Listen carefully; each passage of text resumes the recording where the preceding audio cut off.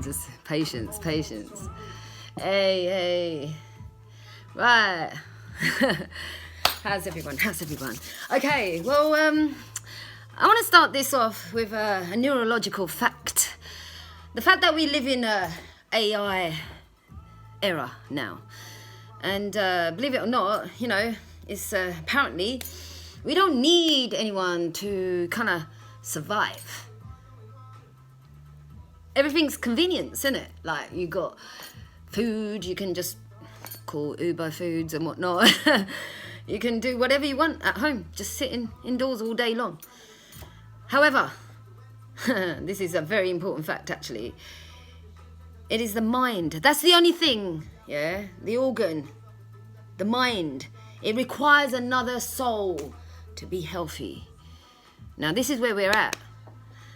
We wonder why young people are depressed or anxious, especially in this country, because there's no interaction with communities and whatnot. We're your neighbour. Most people don't even know who their neighbours are. Now, I come from a background of Generation X, as they say. We were the last free-range kids, I suppose. And we had communication with neighbours. Love thy neighbour business, There was you look over and look after your neighbours. You go out there and talk to people, and do things. And that's what we're missing out on. And this is why it is important. So, why are they all depressed, anxious, our young people? And yet our neighbouring countries, such as Finland, if you go and check out their schools, they're thriving. Why is that? Well, we haven't actually catered for our young people, There are two stages of brain development. The first stage is 0 to 3. The other stage is teenage. And teenagers require 9 hours, 15 minutes sleep minimum. That's for brain development. And so, schools like in Finland, they start around about 11, 12 o'clock. And then they finish around about 5-ish. And even with the schools, they kind of encourage what the child is interested in. Here, the education system is still industrial in its nature. That's where it started off from during the Industrial Revolution. 9 to 5 mentality. So, they're putting all our children on a conveyor belt. Like, you've got to be the same. Nah, mate. Every child is unique. They are unique. And we need to really encourage their uniqueness. Let it come out. And as adults, as responsible adults, we need to kind of be inquisitive and ask questions and say, like, what do you reckon of this? Or give them examples. Let them have a variety of activities to do. So, I know young people have a voice, but they're never recognised, acknowledged or heard. So they get frustrated. I mean, they're at a stage, as I said, really, really important stage of transition from child to adult. And so this is a stage where, they're very curious, and let them be. Let them ask questions. It is important.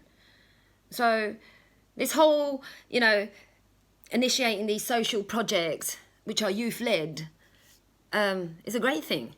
It's actually marvellous. And I get really excited about that because it's not just beneficial for the young people, but also the wider community that they engage in.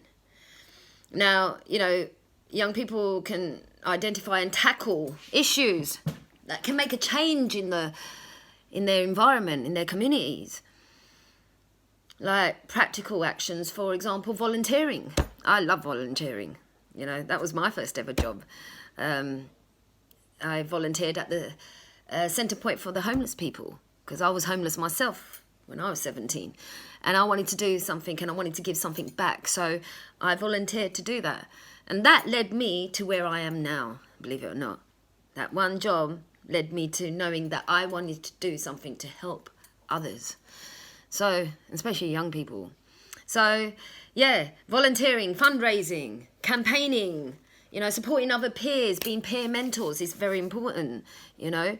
And even entrepreneurs, young entrepreneurs, you know, offering innovative solutions and become successful businesses. But my favourite is intergenerational projects. In 2008, I initiated this amazing project that changed lives completely. And so I got my young people from an alternative education provision to engage with the elderly in their community. And so we've done hands-on activities such as art, cooking, gardening, just befriending even, you know, having a cup of tea and having a chit-chat. This whole eye-to-eye contact, skin-to-skin touch, hearing each other's stories made a huge impact in their lives. We come from a society where most families are broken, you know. No one is actually getting married these days, you know, and, you know, children either come from traumatic backgrounds, they don't even have a relationship with their parents, let alone grandparents. So it's really important that we kind of build relationships, trusting relationships. And these are the healing stages of mental health.